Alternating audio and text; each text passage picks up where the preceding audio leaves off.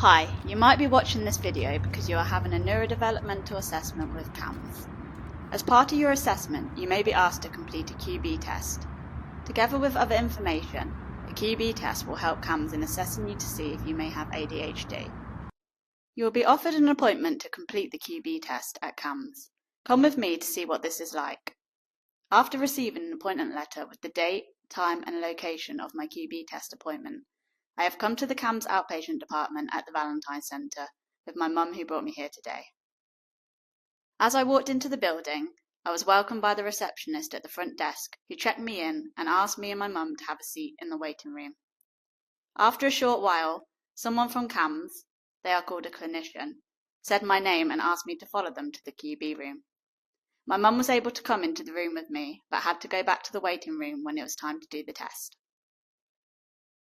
In the room, the clinician had a friendly chat with me and checked my personal details. They explained that the QB test measures my attention, impulse control, and activity levels. It will only take 20 minutes on a computer. They asked me questions about my sleep, whether I'd had anything to eat, and if I was taking any medication. I was able to ask as many questions as I liked, and I could stop the activity at any time.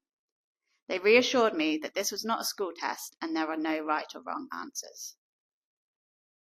The clinician went through the task with me to make sure that I understood what to do before continuing. At this point, my mum was asked to go back to the waiting room so I wouldn't get distracted during the QB test.